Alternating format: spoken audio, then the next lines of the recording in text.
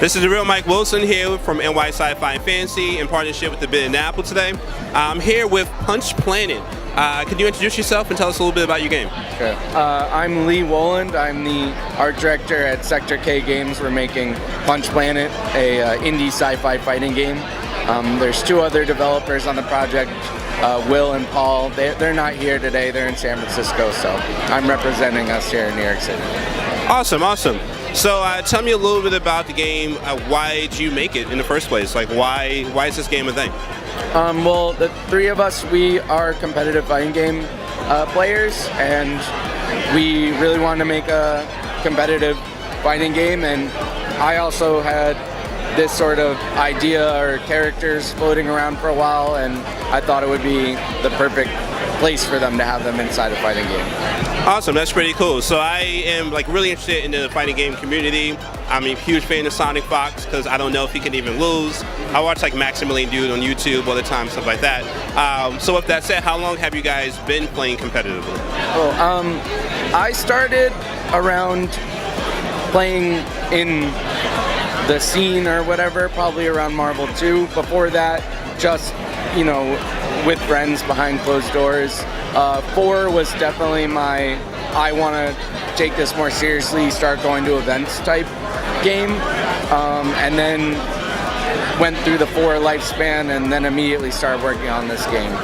That's pretty cool. So you said a lot of the characters are characters you had in mind in general that you used in the game. Tell me a little bit about that, where the characters come from, how they ended up in the game in the sense of, oh, they would be perfect, whatever.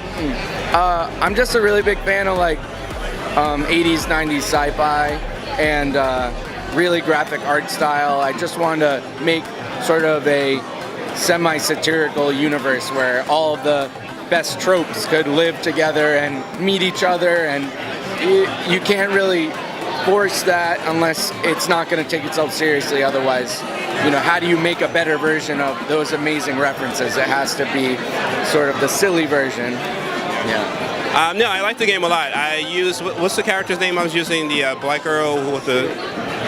Sid. Sid, yeah, Sid. She's very fun. She kind of reminds me of certain characters from certain games. But the thing is that what I appreciate, I got up, someone told me, hey, she's kind of a quarter circle player, and I was like, I got it, and I was able to get into some combos by the second match.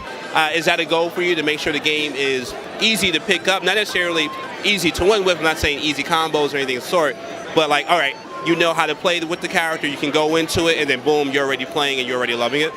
Our goal was, we didn't want to focus on making a fighting game that was accessible to everybody.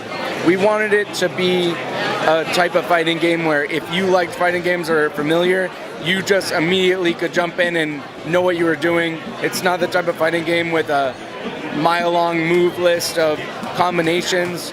We limit every character's special moves. There's also a lot of universal concepts. Everyone has a standardized metered reversal, so it's not like, oh, this move, the light version of this move is invincible to throw, and I didn't know that, and how would I know that, and that sort of thing. So we want to keep it just very consistent for the new players. Gotcha. No, I get that. And as I stated, I'm really into some of the old school games as well, and so as soon as I heard Quarter Circle, I'm like, I know how this goes, let me just kind of jump into it. All right, well, I think the game is great, and I really, when are you guys releasing it? Is it released yet? How can people find out more about you? We released in early access in November last year with 4 characters and GGPO netcode, but we're still considered pre-alpha. Since then, we've put out 2 more characters. It's all free essentially. If you bought the game in early access, you're getting the final product that's going to come out with all the other content, story mode.